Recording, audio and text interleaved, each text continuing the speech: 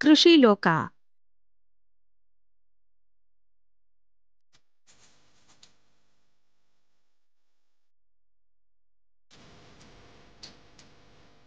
ಕೇಳುಗರಿಗೆಲ್ಲ ನಮಸ್ಕಾರ. ಕೃಷಿ ಲೋಕ ಕಾರ್ಯಕ್ರಮಕ್ಕೆ ಸ್ವಾಗತ.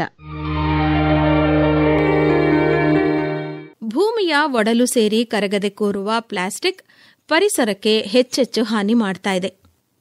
ಆಶ್ಚರ್ಯ ಅನ್ನೋ ಹಾಗೆ ಜರ್ಮನಿಯ ವಿಜ್ಞಾನಿಗಳು ಪ್ಲಾಸ್ಟಿಕ್ ಅನ್ನೇ ತಿನ್ನಬಲ್ಲಂತಹ ಶಿಲೀಂಧ್ರಗಳನ್ನು ಕಂಡುಹಿಡಿದಿದ್ದಾರೆ. ಹೀಗಾಗಿ ಭವಿಷ್ಯದಲ್ಲಿ ಪ್ಲಾಸ್ಟಿಕ್ ನಿರ್ವಹಣೆ ಹೇಗಪ್ಪ ಅಂತ ತಲೆ ಕೆಡಿಸ್ಕೊಳ್ತಾ ಇದ್ದ ನಮಗೆ ಹೊಸ ಪರಿಹಾರ ಸಿಕ್ಕಂತಾಯಿತು. ಪ್ರತಿ ವರ್ಷ ಲಕ್ಷಾಂತರ ಟನ್ ಪ್ಲಾಸ್ಟಿಕ್ ತ್ಯಾಜ್ಯ ಸಾಗರಗಳಲ್ಲಿ ಸೇರ್ತಾ ಇದೆ. ಪ್ಲಾಸ್ಟಿಕ್ ತಿನ್ನಬಲ್ಲಂತಹ ಶಿಲೀಂಧ್ರ ಪತ್ತೆ ಆದ ಮಾತ್ರಕ್ಕೆ ಎಲ್ಲ ಕೂಡ ಸರಿ ಹೋಗಲ್ಲ. ಪ್ಲಾಸ್ಟಿಕ್ ತ್ಯಾಜ್ಯವನ್ನು ಮೂಲದಲ್ಲೇ ಕಡಿಮೆ ಮಾಡುವತ್ತ ಗಮನ ಹರಿಸಬೇಕು ಅಂತ ಪರಿಸರವಾದಿಗಳು ಹೇಳ್ತಾ ಇದ್ದಾರೆ.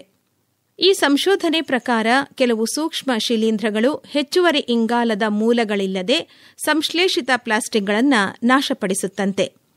ಹಾಗೆಯೇ ಕೆಲವು ಪ್ಲಾಸ್ಟಿಕ್ಗಳನ್ನ ಜೈವಿಕ ಗೊಬ್ಬರವಾಗಿಯೂ ಕೂಡ ಪರಿವರ್ತನೆ ಮಾಡಬಹುದು ಅಂತ ಹೇಳ್ತಾ ಇದ್ದಾರೆ. 2011ರಲ್ಲಿ ಅಮೆಜಾನ್ ಮಳೆಗಾಡಲ್ಲಿ ಮೊದಲ ಬಾರಿ ಪ್ಲಾಸ್ಟಿಕ್ ನಾಶಪಡಿಸುವ ಅಥವಾ ತಿಂದು ಜೀರ್ಣ ಮಾಡಿಕೊಳ್ಳಬಹುದಾದಂತಹ ಶಿಲೀಂಧ್ರಗಳು ಪತ್ತೆಯಾಗಿದ್ವು. ಇವುಗಳಿಗೆ ಜೈವಿಕ ಜೀವಿಗಳೆಂಬ ಪಟ್ಟ ಕೂಡ ಕಟ್ಟಲಾಯಿತು. ಮುಂದೊಂದು ದಿನ ಇದೇ ಜೀವಿಗಳನ್ನ ಬಳಸಿಕೊಂಡು ಪ್ಲಾಸ್ಟಿಕ್ ಮುಕ್ತ ವಿಶ್ವ ನಿರ್ಮಿಸುವ ಕನಸನ್ನು ನನಸು ಮಾಡುವತ್ತ ನಮ್ಮ ವಿಜ್ಞಾನಿಗಳು ಹೊಸ ಹೆಜ್ಜೆಯನ್ನ ಇಡ್ತಾ ಇದ್ದಾರೆ. ಅಡಕೆ ಸಿಪ್ಪೆಯಿಂದ ತಯಾರಿಸಿದ ಕೋಕೋರೇಕಾ ಸ್ನಾನದ ಸಾಬೂನಿಗೆ ಭಾರತ ಸರ್ಕಾರದಿಂದ ಈಗ ಹಕ್ಕುಸ್ವಾಮ್ಯ ಅಂದರೆ ಪೇಟೆಂಟ್ ಸಿಕ್ಕಿದೆ.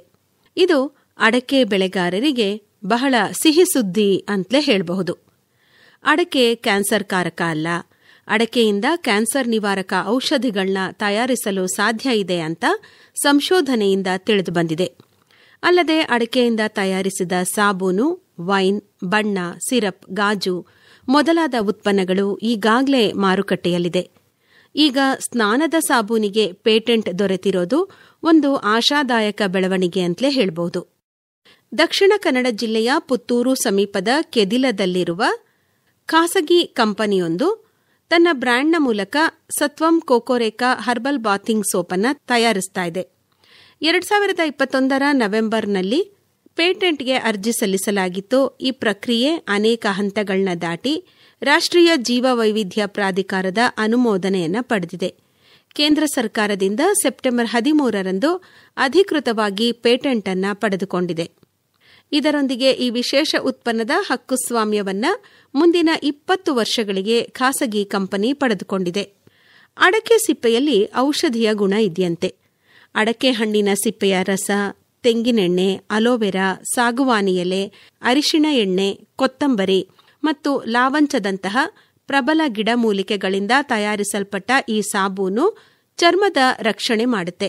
ತ್ವಚೆಯನ್ನ ಬಲಪಡಿಸಿ ಸುಕ್ಕುಗಳನ್ನ ಕಡಿಮೆ ಮಾಡುವ ಮಾಯಿಶ್ಚರೈಸರ್ ಆಗಿ ಕೂಡ ಕಾರ್ಯನಿರ್ವಹಿಸಲಿದೆ ಅಂತ ಹೇಳಲಾಗಿದೆ. ಇದು ವೈಟ್ ಪ್ಯಾಚ್ ಅಥವಾ ಬಿಳಿ ಮಚ್ಚೆ ನಿವಾರಣೆಗೆ ಕೂಡ ಸಹಾಯ ಮಾಡುತ್ತಂತೆ. ತುರಿಕೆಯನ್ನ ಕಡಿಮೆ ಮಾಡಿ ಗಾಯಗಳನ್ನ ಬಹಳ ಬೇಗ ಗುಣಪಡಿಸುತ್ತಂತೆ.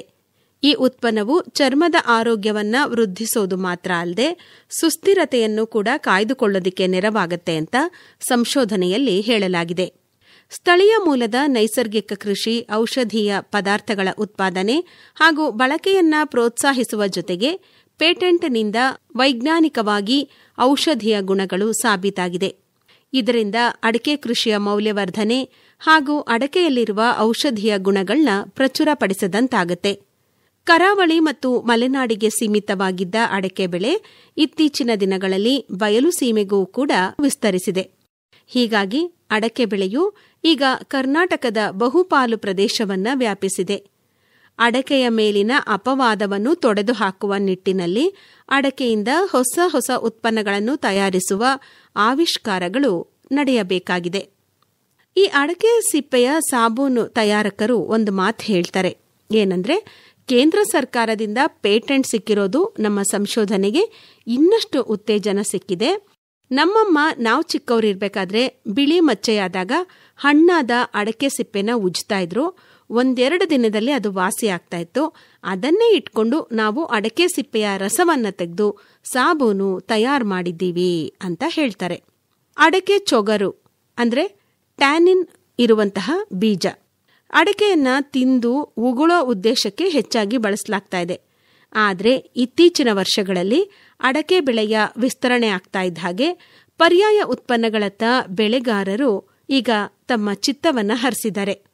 ಅಡಕೆಯಿಂದ ಬಣ್ಣ, ಚಾಕ್ಲೇಟ್, ಚಹಾ, ಕಾಫಿ, ಗಾಜು ಇತ್ಯಾದಿಗಳನ್ನು ಉತ್ಪಾದಿಸುವ ಪ್ರಯತ್ನಗಳು ಕೂಡ ನಡೀತಾ ಇದೆ. ಅನೇಕ ಉತ್ಪನ್ನಗಳು ಈಗಾಗಲೇ ಮಾರುಕಟ್ಟೆಯಲ್ಲಿದೆ.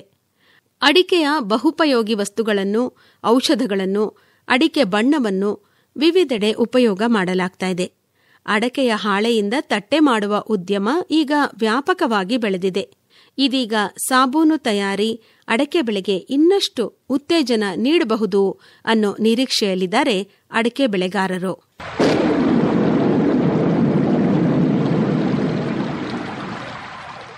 ಕೃಷಿ ಹವಾಮಾನ ವರದಿ. ಮೈಸೂರು ತಾಲೂಕು ನಾಗನಹಳ್ಳಿಯ ಗ್ರಾಮೀಣ ಕೃಷಿ ಹವಾಮಾನ ಸೇವಾ ವಿಭಾಗದಿಂದ ಬಂದ ಈ ವಾರದ ಮುನ್ಸೂಚನೆಯ ಪ್ರಕಾರ ಮುಂದಿನ 3 ದಿನಗಳು ಮೈಸೂರು, ಮಂಡ್ಯ, ಚಾಮರಾಜನಗರ ಹಾಗೂ ಕೊಡಗು ಜಿಲ್ಲೆಗಳಲ್ಲಿ ಮೋಡ ಕವಿದ ವಾತಾವರಣವಿದ್ದು ತುಂತುರು ಮಳೆ ಬರುವ ಸಾಧ್ಯತೆಯಿದೆ. ಮೈಸೂರು ಜಿಲ್ಲೆಯಲ್ಲಿ ಗರಿಷ್ಠ ಉಷ್ಣಾಂಶ 31ರಿಂದ 36.2 ಡಿಗ್ರಿ ಸೆಲ್ಸಿಯಸ್, ಕನಿಷ್ಠ ಉಷ್ಣಾಂಶ 15.8ರಿಂದ 18.7 ಡಿಗ್ರಿ ಸೆಲ್ಸಿಯಸ್ ವರೆಗೆ ದಾಖಲಾಗುವ ಸಾಧ್ಯತೆಯಿದೆ. ಚಾಮರಾಜನಗರ ಜಿಲ್ಲೆಯಲ್ಲಿ ಗರಿಷ್ಠ ಉಷ್ಣಾಂಶ 33.5 ಡಿಗ್ರಿ ಸೆಲ್ಸಿಯಸ್ನಿಂದ 36.9 ಡಿಗ್ರಿ ಸೆಲ್ಸಿಯಸ್, ಕನಿಷ್ಠ ಉಷ್ಣಾಂಶ 15.8 ಡಿಗ್ರಿ ಸೆಲ್ಸಿಯಸ್ನಿಂದ 18.7 ಡಿಗ್ರಿ ಸೆಲ್ಸಿಯಸ್ ವರೆಗೆ ದಾಖಲಾಗುವ ಸಾಧ್ಯತೆಯಿದೆ. ಮಂಡ್ಯ ಜಿಲ್ಲೆಯಲ್ಲಿ ಗರಿಷ್ಠ ಉಷ್ಣಾಂಶ 31 ಡಿಗ್ರಿ ಸೆಲ್ಸಿಯಸ್ನಿಂದ 32.3 ಡಿಗ್ರಿ ಸೆಲ್ಸಿಯಸ್, ಕನಿಷ್ಠ ಉಷ್ಣಾಂಶ 17.4 ಡಿಗ್ರಿ ಸೆಲ್ಸಿಯಸ್ನಿಂದ 20.2 ಡಿಗ್ರಿ ಸೆಲ್ಸಿಯಸ್ ವರೆಗೆ ದಾಖಲಾಗುವ ಸಾಧ್ಯತೆಯಿದೆ. ಕೊಡಗು ಜಿಲ್ಲೆಯಲ್ಲಿ ಗರಿಷ್ಠ ಉಷ್ಣಾಂಶ 31ರಿಂದ 36.2 ಡಿಗ್ರಿ ಸೆಲ್ಸಿಯಸ್, ಕನಿಷ್ಠ ಉಷ್ಣಾಂಶ 15ರಿಂದ 18 ಡಿಗ್ರಿ ಸೆಲ್ಸಿಯಸ್ ವರೆಗೆ ದಾಖಲಾಗುವ ಸಾಧ್ಯತೆಯಿದೆ.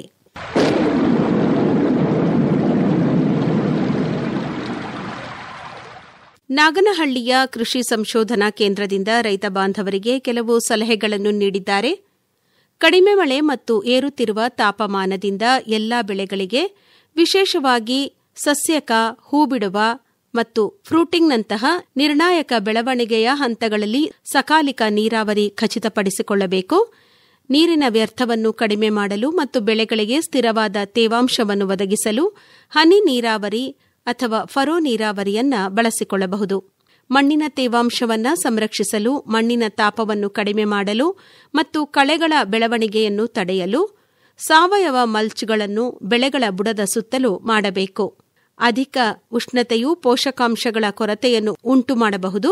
ಬೆಳೆಗಳನ್ನು ಮೇಲ್ವಿಚಾರಣೆ ಮಾಡಿ ಮತ್ತು ಆರೋಗ್ಯಕರ ಬೆಳವಣಿಗೆಯನ್ನು ಖಚಿತಪಡಿಸಿಕೊಳ್ಳಲು ಮಣ್ಣಿನ ಪರೀಕ್ಷೆಯ ಆಧಾರದ ಮೇಲೆ ರಸಗೊಬ್ಬರವನ್ನು ನೀಡಬೇಕು. ಸೂಕ್ಷ್ಮ ಪೋಷಕಾಂಶಗಳ ಎಲೆಗಳ ಸಿಂಪಡಣೆಗಳು ಶುಷ್ಕ ಪರಿಸ್ಥಿತಿಗಳಿಂದ ಉಂಟಾಗುವ ಪೌಷ್ಟಿಕಾಂಶದ ಒತ್ತಡವನ್ನು ನಿವಾರಿಸಲು ಸಹಾಯ ಮಾಡುತ್ತವೆ. ನೀರು ಮತ್ತು ಪೋಷಕಾಂಶಗಳಿಗಾಗಿ ಕಳೆ ಪೈಪೋಟಿಯನ್ನು ಕಡಿಮೆ ಮಾಡಬೇಕು.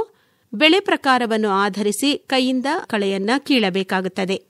ಕೀಟಗಳನ್ನು ನಿಯಂತ್ರಿಸಲು ಬೇವು ಆಧಾರಿತ ಜೈವಿಕ ಕೀಟನಾಶಕಗಳು ಮತ್ತು ಫೆರೋಮೋನ್ ಬಲೆಗಳನ್ನು ಬಳಸಬೇಕು.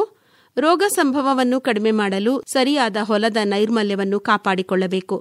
ತಾಪಮಾನದ ಒತ್ತಡವನ್ನು ಕಡಿಮೆ ಮಾಡಲು ಮತ್ತು ನೇರ ಸೂರ್ಯನ ಬೆಳಕಿನಿಂದ ಎಳೆಯ ಸಸ್ಯಗಳನ್ನು ರಕ್ಷಿಸಲು ಶಾಖ ಸೂಕ್ಷ್ಮ ಬೆಳೆಗಳಿಗೆ, ವಿಶೇಷವಾಗಿ ತರಕಾರಿಗಳಿಗೆ ನೆರಳು ಬಲೆಗಳನ್ನು ಬಳಸಬೇಕು. ಹೆಚ್ಚಿನ ಮಾಹಿತಿಗಾಗಿ ರೈತ ಬಾಂಧವರು ತಮ್ಮ ಹತ್ತಿರದ ರೈತ ಸಂಪರ್ಕ ಕೇಂದ್ರದ ಅಧಿಕಾರಿಗಳನ್ನು ಸಂಪರ್ಕಿಸಬಹುದು. ಮತ್ತಷ್ಟು ಮಾಹಿತಿಯೊಂದಿಗೆ ಮುಂದಿನ ಕಾರ್ಯಕ್ರಮದಲ್ಲಿ ಮತ್ತೆ ಭೇಟಿಯಾಗೋಣ. ನಮಸ್ಕಾರ. ಕೃಷಿ ಲೋಕ ಕೇಳಿದಿರಿ. ಪ್ರಸ್ತುತಿ ಆರ್ ಲೋಕೇಶ್ವರಿ.